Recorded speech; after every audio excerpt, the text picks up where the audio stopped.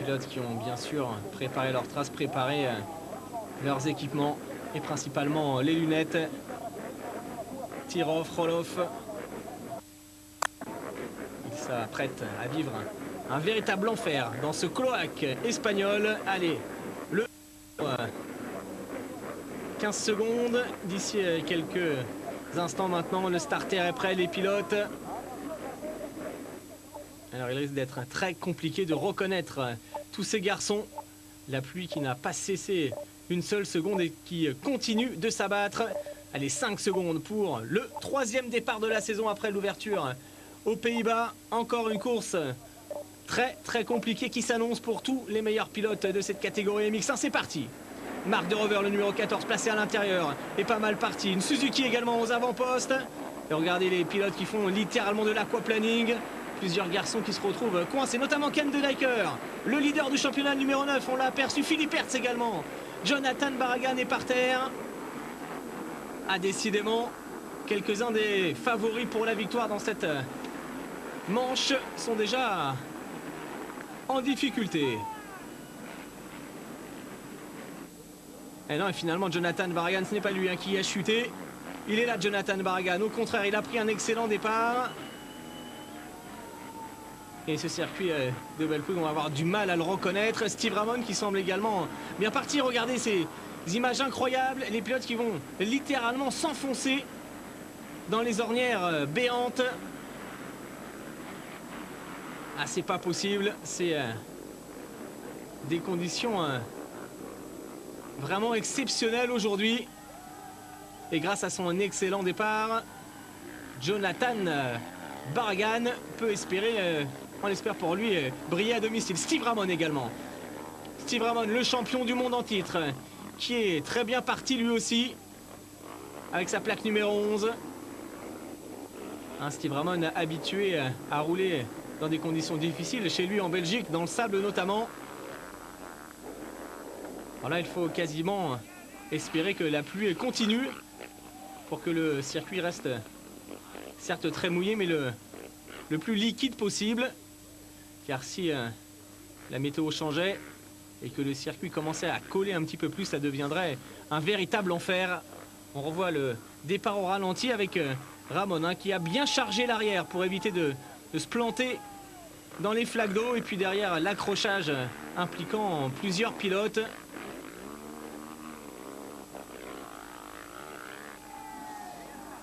Et en fait, a priori, c'est peut-être Max Nagel, un autre pilote KTM, qui a chuté au premier virage. Des ornières de plus en plus profondes. Et l'excellente opération pour l'instant du côté de Steve Ramon. Alors les pilotes qui ont rajouté également quelques petites protections sur les casques au niveau de la visière pour rallonger la visière, limiter au maximum les projections. Et Jonathan Barragan qui va boucler le premier tour. Deuxième place pour Steve Ramon.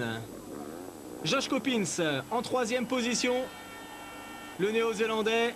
Et Steve Ramon qui vient de jeter un petit coup d'œil derrière. Et Jonathan Barragan qui avait abandonné en première manche à Valkenswaard sur un problème mécanique avant de bien répliquer dans la seconde. En allant chercher la 3e place. Le voici, Barragan. Steve Ramon qui vient de jeter un écran. Steve Ramon, on vous rappelle qu'il bénéficie de la nouvelle 450 RMZ d'usine.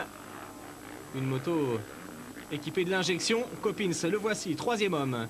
Clément Desalle, Alessio Chiodi, David Philippers, Pierre-Alexandre Renet qui a pris un bon départ. Il s'en est pas mal sorti. Le pilote français, Kevin Straibos, 10e. Melotte qui avait réussi de bonnes qualifs la veille au guidon de l'Aprilia. En revanche, Ken de Diker a seulement 16e. Et que dire de Sébastien Pourcel. Dans le clan Kawasaki GPKR, on avait repris des couleurs après la très belle pole position réussie par Sébastien Pourcel. Malheureusement, le français est très mal parti et ça risque d'être assez compliqué pour lui. Regardez cette montée avec les différents niveaux, les paliers. Alors d'habitude, c'est l'un des passages les plus sympas de ce circuit espagnol. Aujourd'hui, c'est l'un des plus compliqués, c'est l'enfer. Pour Joshua Coppins, l'objectif pour tous ces garçons, essayer de rallier l'arrivée, car forcément il y aura pas mal d'abandons, pas mal de chutes, et tous les points pris seront les bienvenus. Et à l'expérience, Joshua Coppins le sait, un titre de champion du monde se joue à la régularité, même lorsque les conditions sont très compliquées comme aujourd'hui, il faut limiter au maximum la casse. Allez, Josh Coppins, qui n'est pas très loin de Steve Ramon et les trois premiers qui ont vraiment creusé un écart très très important. Alors que l'on retrouve peut-être le numéro 12, c'est Max Nagel, ouais, vraiment en difficulté. Il s'est planté dans une ornière, il a du mal à repartir. À des images vraiment étonnantes. On a rarement l'habitude quand même de voir une course de motocross se disputer dans ce type de conditions à ce point-là. Allez, on vient d'apercevoir Julien Bill qui est passé par les stands, le pilote suisse. Deuxième année pour lui au sein du team Honda Martin. Il dispose de l'une des deux 450 CRF officielles.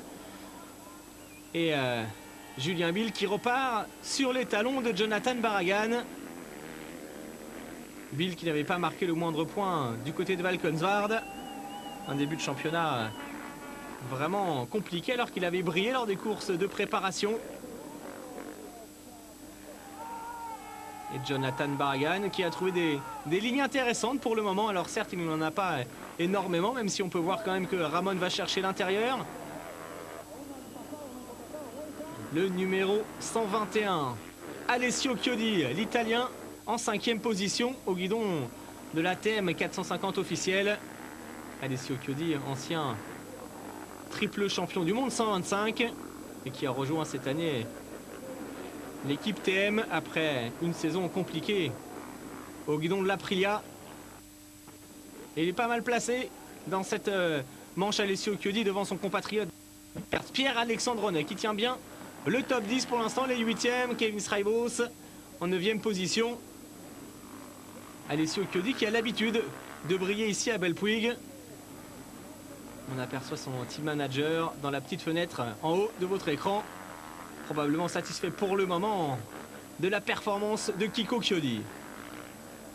Allez, derrière lui, c'est David Philippertz qui revient petit à petit. David Philippertz qui va tenter cette saison d'aller chercher son premier titre mondial. Il fait lui aussi partie des favoris. Un garçon qui a l'habitude d'être rapide aussi bien dans le sable, dans la boue que sur le sec. Et regardez, belle trajectoire à l'intérieur. Ensuite, il va chercher. Et pour l'instant, ça se passe plutôt pas mal pour David Philippertz.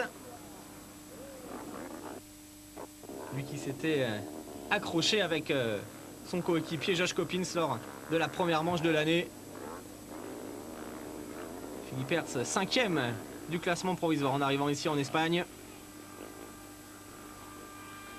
Et le championnat qui va se poursuivre dès dimanche prochain avec le Grand Prix du Portugal à Agueda. On espère que les conditions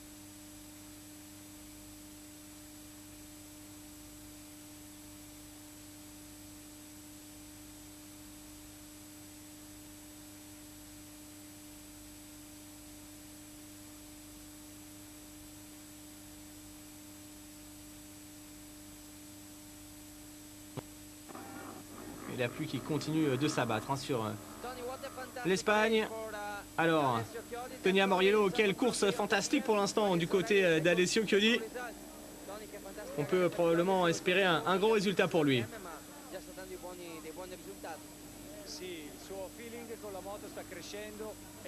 Alessio Chiodi qui a un feeling qui va crescendo avec cette nouvelle 450.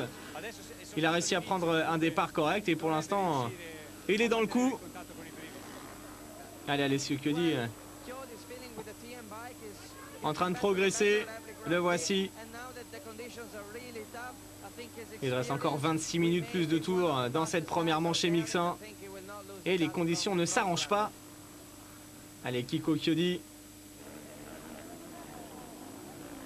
lui aussi qui avait connu un premier Grand Prix assez difficile du côté de Valkenswaard, avec 3 petits points seulement marqués dans la seconde manche. On lui souhaite d'aller au bout.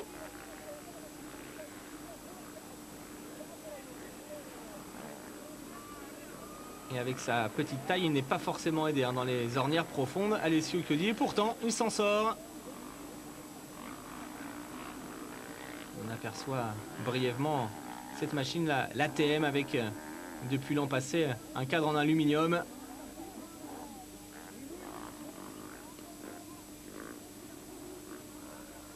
Allez, retour avec Joshua Coppins. Le Néo-Zélandais, 3e pour le moment, en train d'assurer des gros points. Josh Coppins qui s'était blessé juste avant le premier Grand Prix en s'entraînant en France sur le circuit de Loon Plage avec des orteils fracturés.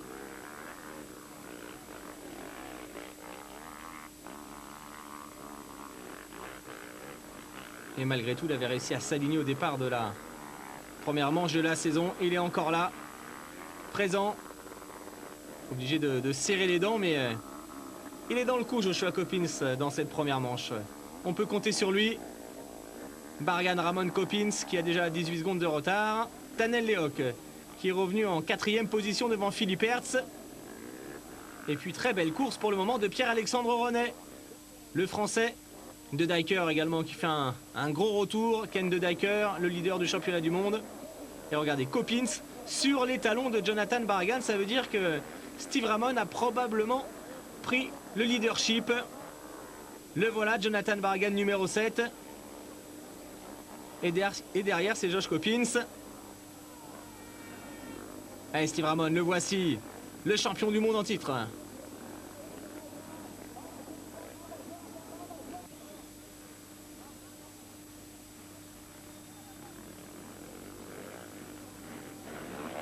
Allez, Jonathan Barragan, Joshua Coppins, les deux hommes sont roue dans roue alors que Steve Ramon, le champion du monde, est en train de faire la différence. Avec un bon résultat aujourd'hui, Steve Ramon pourrait s'emparer du leadership du classement provisoire au détriment de son coéquipier Ken De Dijker, pourquoi pas. Encore un garçon en difficulté. Et Joshua Coppins qui va essayer d'éviter les pièges. Et regardez cette fameuse montée qui commence à faire ses premières victimes. Allez, Jonathan Barragan. Devant son public, les Espagnols qui ont répondu présent malgré cette météo plus que capricieuse et l'attaque peut-être de Joshua Coppins sur Jonathan Barragan.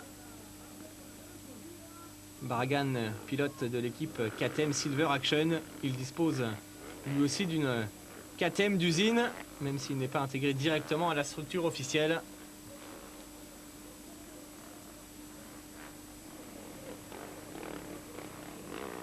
Et l'excellente opération, pour le moment, elle est à mettre au crédit de Steve Ramon. Steve Ramon, champion du monde, on l'a déjà dit l'an passé, mais qui n'avait pas réussi à remporter le moindre Grand Prix. Allez, Steve Ramon, Barragan et Coppins, pour l'instant, sont les trois hommes les plus rapides. On retrouve Max Nagel,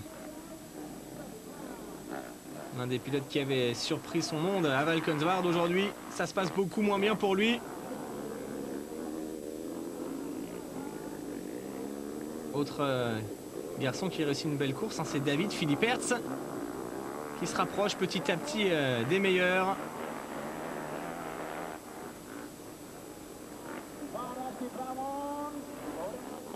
Et toujours Steve Ramon, Barragan Coppins à la lutte pour la deuxième place.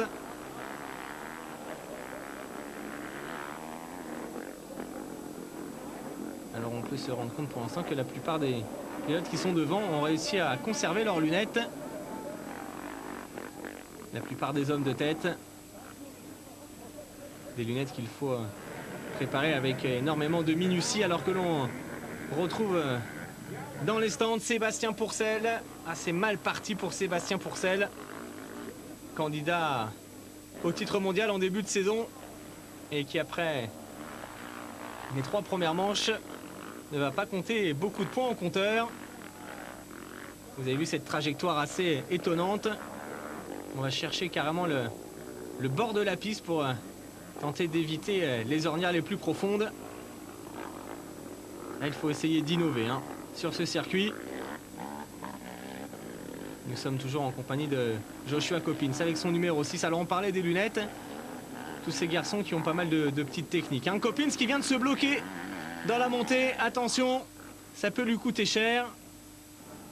On reparlera de la préparation des lunettes après. On va suivre cette action de Joshua Coppins. Surtout éviter de trop solliciter l'embrayage. Regardez la roue avant.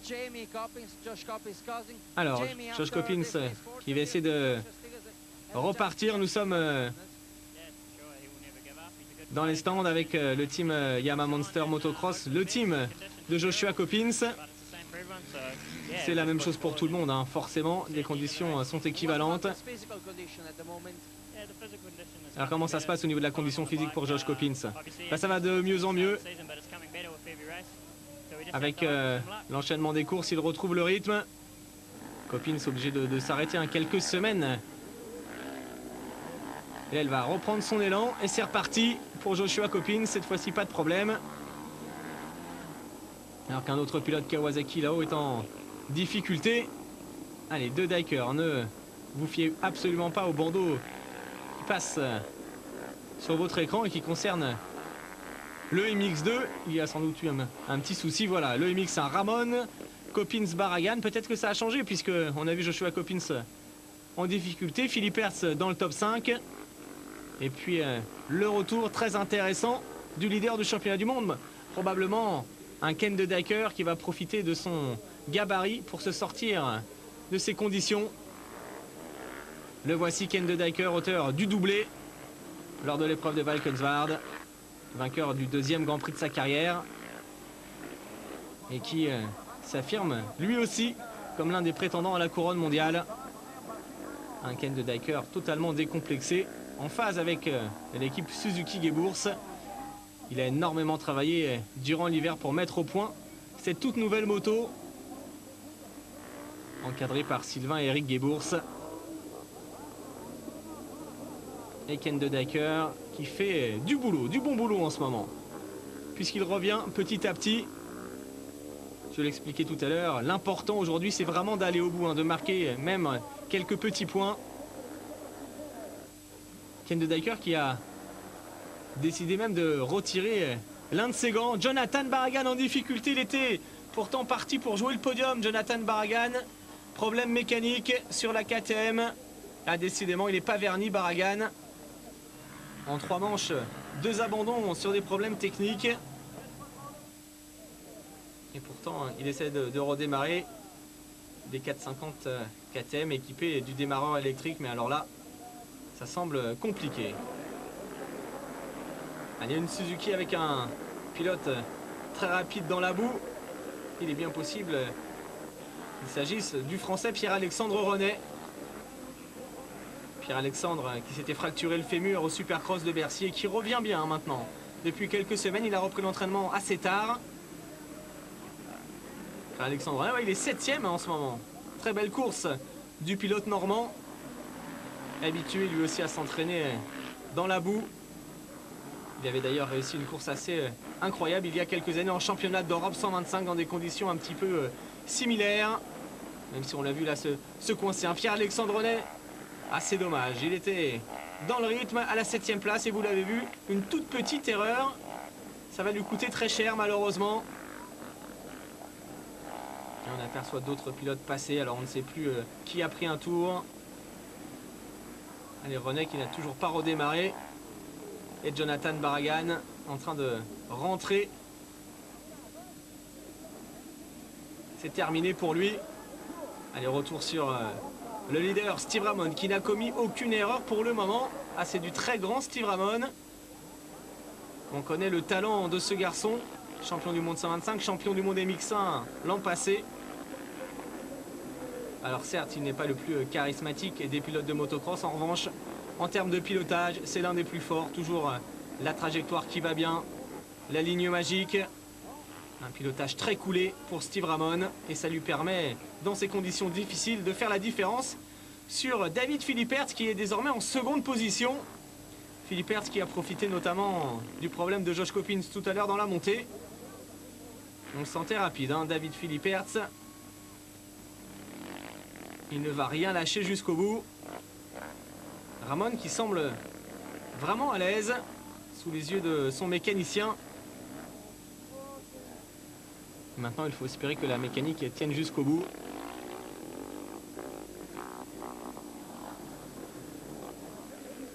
Les mécaniciens qui ont dû particulièrement travailler pour mettre au point les motos, les préparer à affronter la boue, notamment au niveau du filtre à air avec des protections.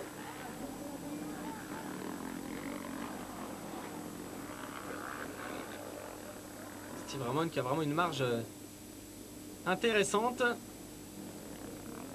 Mais on l'a vu, rien n'est fait. 20 secondes d'avance sur David Philippe Hertz.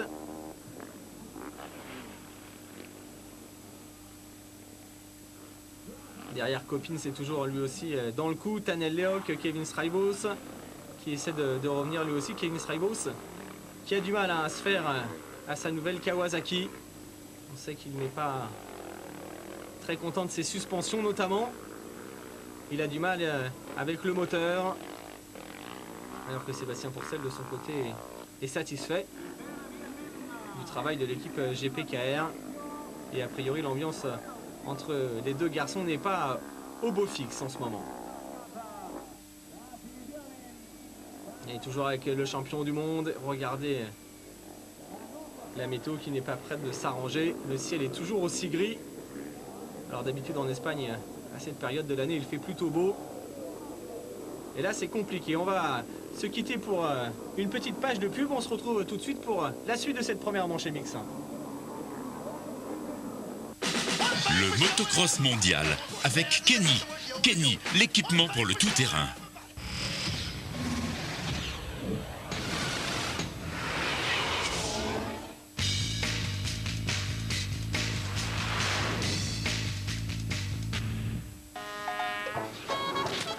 Royal Enfield, c'est une marque de moto anglaise née dès la fin du 19e siècle et qui a connu une extension et une nouvelle existence en Inde.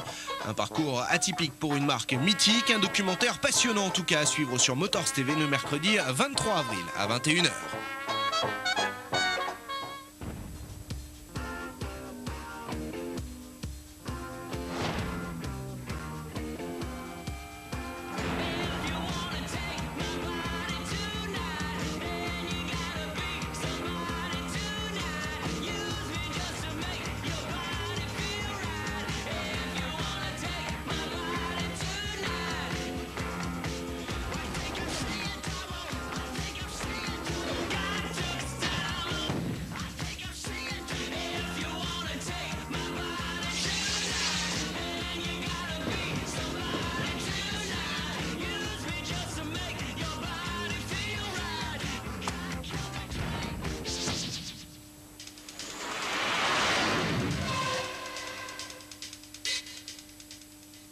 Immobilier, bourse, assurance vie.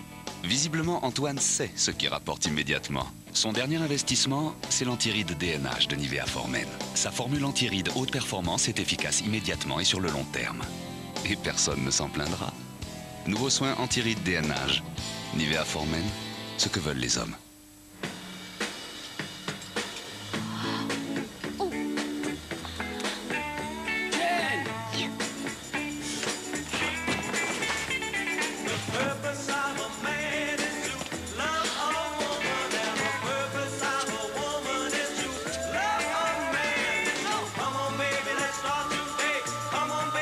Agile et flexible, découvrez la nouvelle Opel Agila, Flex in the City. Découvrez Opel. Depuis que Pierre Martinet a mis 5 légumes dans son taboulé, c'est Il a toujours une idée au frais, le traiteur intraitable. Parfaitement.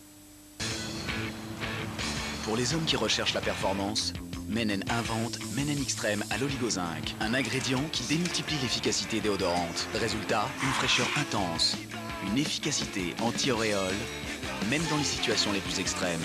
Nouveau déodorant Menen Extreme oligozinc. Menen, pour nous les hommes.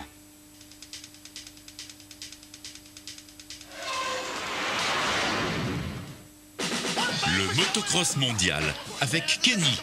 Kenny, l'équipement pour le tout-terrain.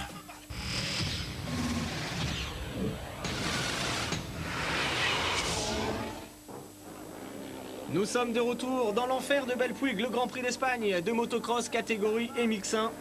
Les conditions toujours aussi compliquées avec un leader. Steve Ramon, pour l'instant, qui a su éviter tous les pièges. Steve Ramon impressionnant, alors que Pierre-Alexandre Renet, le français, en difficulté tout à l'heure, est reparti.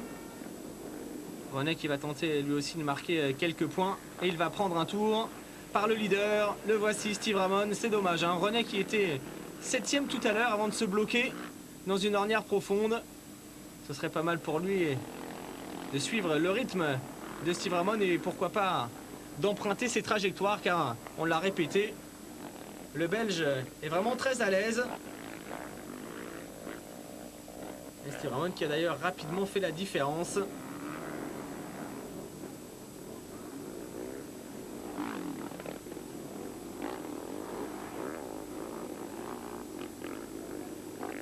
Il y a encore 12 minutes, plus de tours dans cette première manche. Ramon, derrière toujours Philippe Hertz, bien placé. Ken de Dijker en train de revenir. Et un début de saison qui semble vraiment sourire au team Suzuki Geburts avec le doublé de Ken de Dijker à Valkenswaard. Et aujourd'hui, pour l'instant, le leadership de Steve Ramon. Le carton plein pour l'équipe managé par Sylvain et Eric Geburts. On retrouve le coéquipier de Steve Ramon, Ken de Dijker,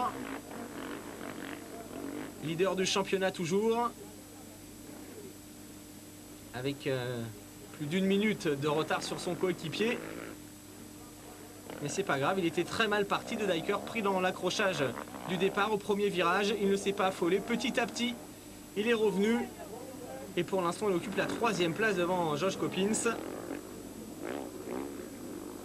Mackenzie, 5e, le Britannique, qui avait lui aussi brillé à Valkenswaard. Tom Church, autre Britannique. Clément De Salle, jeune pilote belge, en 9e position devant Marcus Schiffer, Loris Freibergs.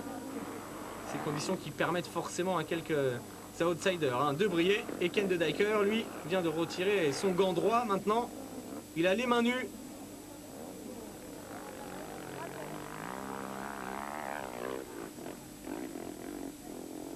Quelle course! On va revoir cette image au ralenti. Allez, voilà. Il avait déjà retiré son gant gauche.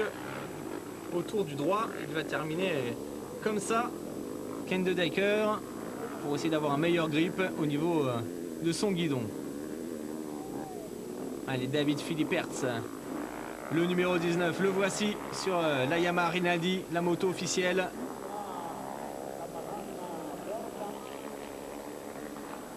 Philippe Hertz en train de réussir une très bonne opération comptable, lui aussi. Il est 2e pour le moment. Ça devrait lui permettre, si on en restait là, de se rapprocher du top 3 provisoire. Philippe Hertz qui a explosé il y a 2 ans maintenant au plus haut niveau mondial. On se souvient qu'il avait débuté la saison au guidon d'une petite 125 KTM avec quelques très beaux résultats. Puis ensuite, il avait récupéré une machine officielle en cours d'année chez KTM. Tout ça en MX2 et puis l'an passé monté en MX1 toujours chez KTM avec des victoires de manche, une victoire en Grand Prix et un top 5 final. Un garçon très solide qui n'hésite pas à aller au contact et qui pour le moment réussit un début de championnat très intéressant. Totalement en confiance dans une équipe 100% italienne.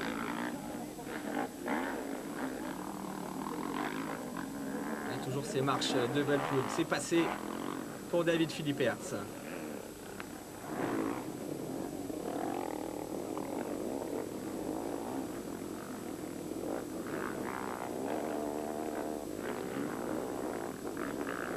Encore 8 minutes, 50 plus de tours. Ramon, Philippe de Dijker, c'est le top 3. Coppins en 4e position qui est plutôt bien placé. On a aperçu Billy Mackenzie également. Et puis des écarts impressionnants.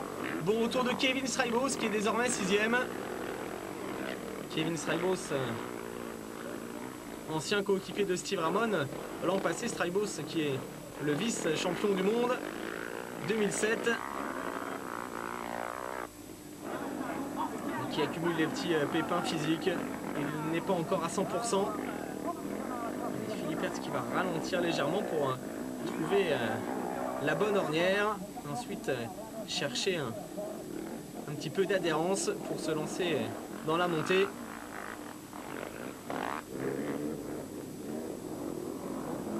Tanel Leoc 7e. Et c'est dommage, hein, vraiment tout à l'heure que Pierre-Alexandre Rouanet se soit coincé dans l'ornière. Il avait largement un top 10 à sa portée aujourd'hui dans cette première manche.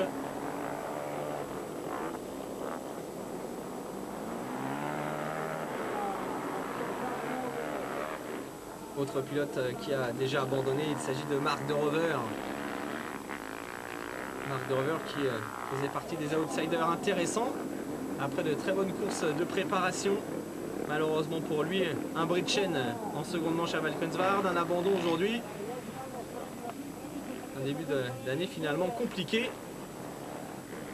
Alors que Philippe Hertz s'apprête à mettre un nouveau tour à Julien Bill, le pilote suisse.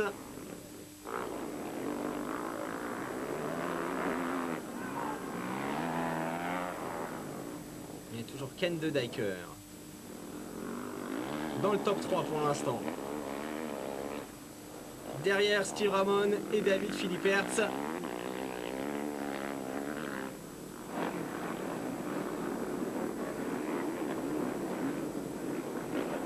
Alessio Chiodi qui a malheureusement perdu du temps après un bon début de course. Billy Mackenzie toujours dans le top 10. On assure également le classement du français Loïc Léon, se qualifié pour la deuxième fois. Il avait déjà passé le cap à Valkenswaard. Il est encore présent dans ce Grand Prix d'Espagne. C'est bien pour Loïc Léons, le pilote du team JK Racing, qui progresse petit à petit. À noter les difficultés de Mike Brown, l'américain lui aussi a déjà abandonné.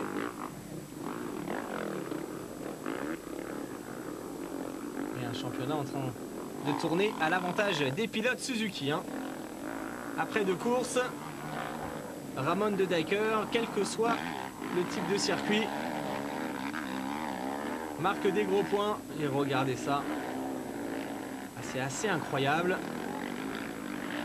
Voici Billy Mackenzie, numéro 211. Première année pour lui chez Honda Kaz. Après ses débuts officiels en MX1 l'an passé chez Kawasaki, avec à son actif notamment une victoire assez énorme lors du Grand Prix du Japon. Billy Mackenzie qui était l'une des belles surprises de la course inaugurale. Il vient de commettre une petite erreur. Il a lâché le guidon, il s'en est bien sorti. Il a calé malheureusement. Et il n'a pas redémarré tout de suite. Allez, Billy Mackenzie. Obligé de kicker, ça y est, c'est reparti. Il n'a pas perdu trop de temps quand même.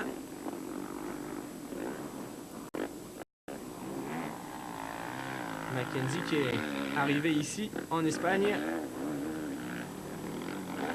avec la 4e place du classement provisoire, et on retrouve la montée infernale.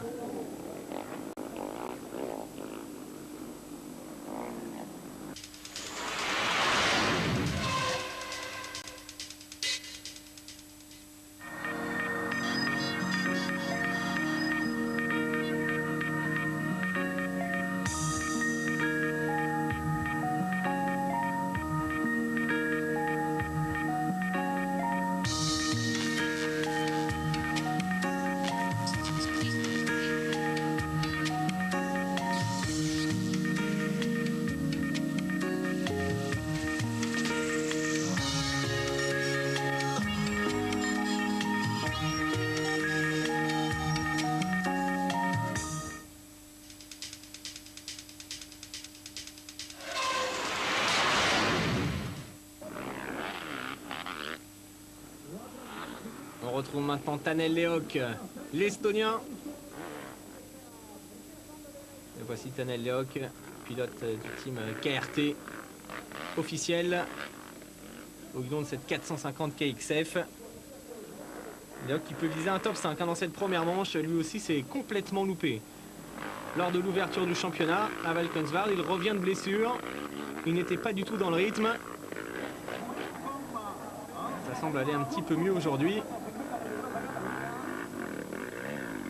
Tanel Leok qui n'avait marqué que 10 petits points du côté de Valkenswaard. Et regardez, il s'envoie encore les sauts quand même dans les ornières, sous les yeux de son team manager.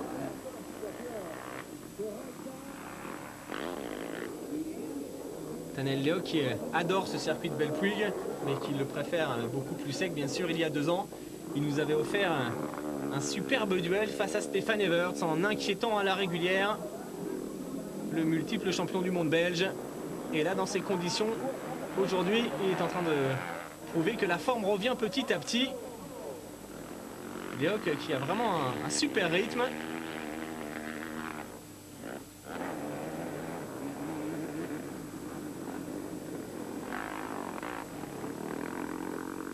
« 3 minutes dans le temps réglementaire, 3 minutes plus de tours. » Et Tanel Leok qui est en train de terminer assez fort avec de très très bons chronos.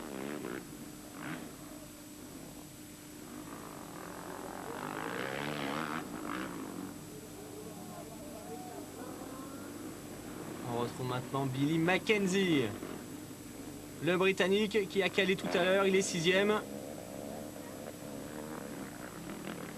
À l'image de Ken de Dyker, Billy Mackenzie qui peut profiter de son gabarit pour s'en sortir, il est très grand. Billy Mac, le Britannique. Alors, ses jambes peuvent l'aider dans les ornières profondes pour s'en sortir.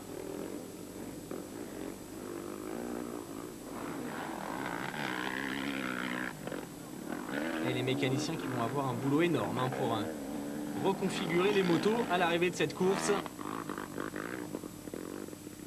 Des machines qui ont forcément énormément souffert. Ça fait un petit moment qu'on n'a plus de nouvelles de notre leader, Steve Ramon, le champion du monde en titre. Ne vous inquiétez pas pour lui, ça continue de bien se passer.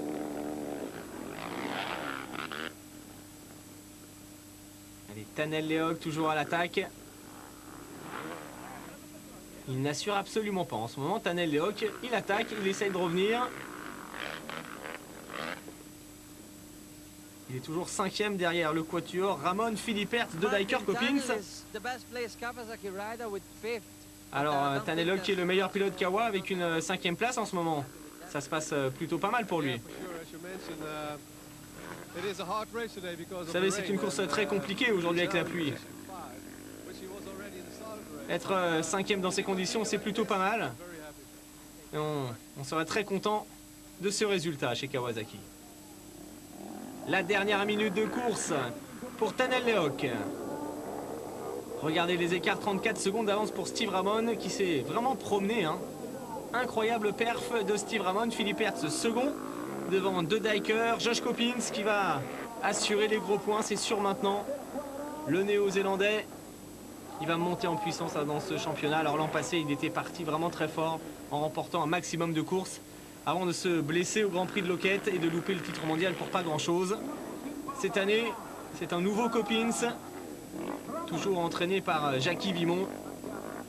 Alors si sa petite blessure lui a fait perdre du temps, il va revenir rapidement.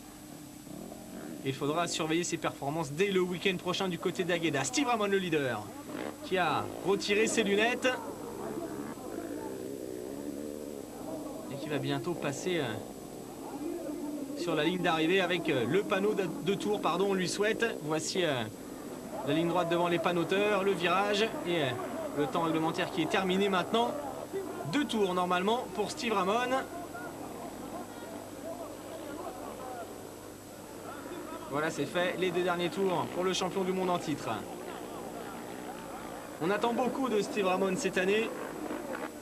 C'est vrai qu'en 2007, il a profité de la blessure de Joshua Coppins. Il a été certes très régulier, mais pas franchement brillant sans remporter le moindre Grand Prix. Pas beaucoup de manches de gagner non plus. Une belle manche gagnée en Suède, une autre au Grand Prix de France, et puis c'est à peu près tout.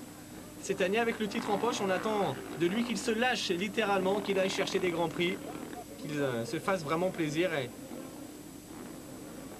il pourrait, dans ces conditions, pourquoi pas, conserver sa couronne. Steve Ramon qui roule en championnat du monde depuis de nombreuses années maintenant. Découvert notamment par Yann De Groot à l'époque et il pilotait une petite 125 KX. Ensuite, un long séjour chez KTM avec à la clé un titre mondial en catégorie 125 également. Et puis la signature chez Suzuki et une association qui porte ses fruits.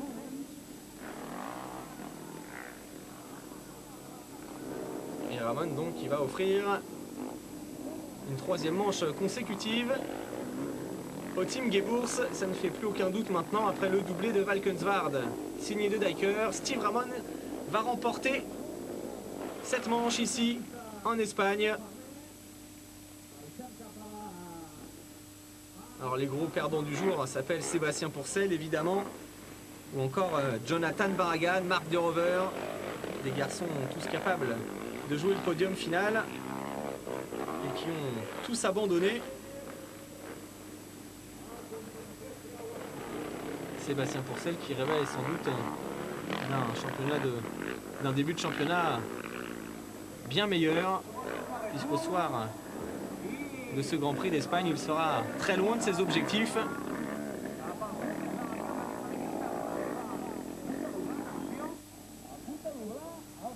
Daniel Lehoc, Billy Mackenzie, 5e et 6e toujours. On retrouve Ken De Dijker qui lutte pour aller au bout. Ken De Dijker qui va terminer 3e. Strybos qui a perdu un petit peu de terrain. Course également surprenante de Tom Church, le pilote du team Kawasaki Molson.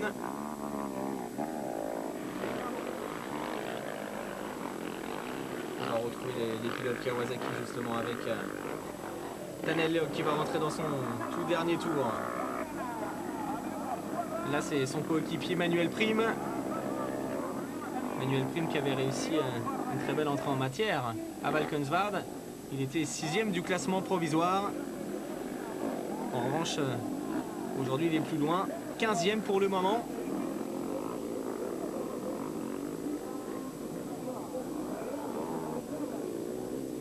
Ken De Dijker donc en 3e position, ce n'est pas lui. Ça c'est toujours Pierre-Alexandre Renet, autre pilote Suzuki.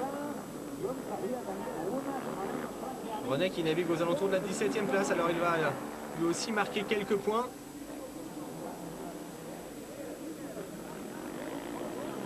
Le dernier tour maintenant, le soulagement bientôt pour tous ces garçons.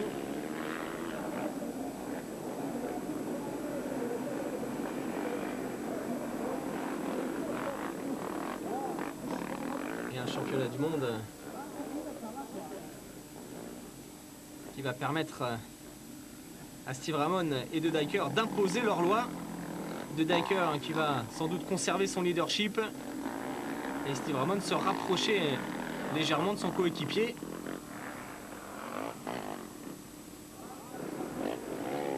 Une chose est sûre pour le moment, Ken De Dijker est vraiment dans un rythme de champion du monde potentiel.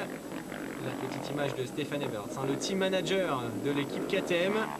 Alors du côté des pilotes KTM dans ce Grand Prix c'est compliqué, puisque on a vu que Max Nagel avait rapidement chuté. Problème mécanique pour Jonathan Barragan. Max Nagel qui est reparti et qui va probablement terminer aux alentours de la 19e place. 35 secondes d'écart entre Steve Ramon et David Philipperts.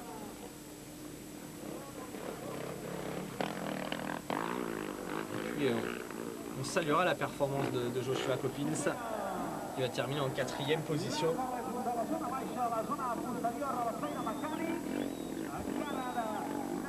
Et la physionomie du championnat du monde avec les deux officiels Suzuki en tête, De Dijker et Ramon, suivi de la paire de chez Yamaha Rinaldi, David Philipperts et Joshua Coppins. Course également très correcte pour Billy Mackenzie qui qui va aller chercher quelques bons points, puisque Mackenzie occupe la 8e place en ce moment. Allez, c'est terminé. L'enfer de cette première manche permet à Steve Ramon de gagner sa première course de l'année. Bravo au champion du monde. Il est très heureux, il est allé au bout de lui-même. Il a su éviter les pièges. Sa machine a tenu le coup jusqu'au bout. On attend maintenant le deuxième homme. Il s'agit de David Philipperts. Et puis la 3e place pour Ken De Dyker. Regardez l'état de Steve Ramon. C'est assez énorme.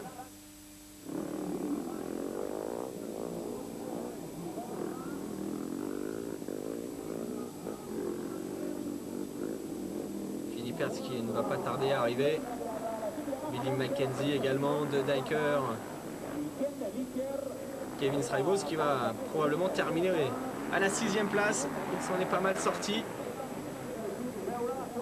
Le pilote belge.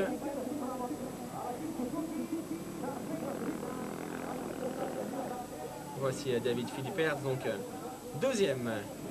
Il a réussi son coup, David Philipperts. Et puis le 3e homme, Ken De Dyker. Ramon Philipperts, De Dyker, copine, c'est Tanel Leog, c'est le top 5. Et puis à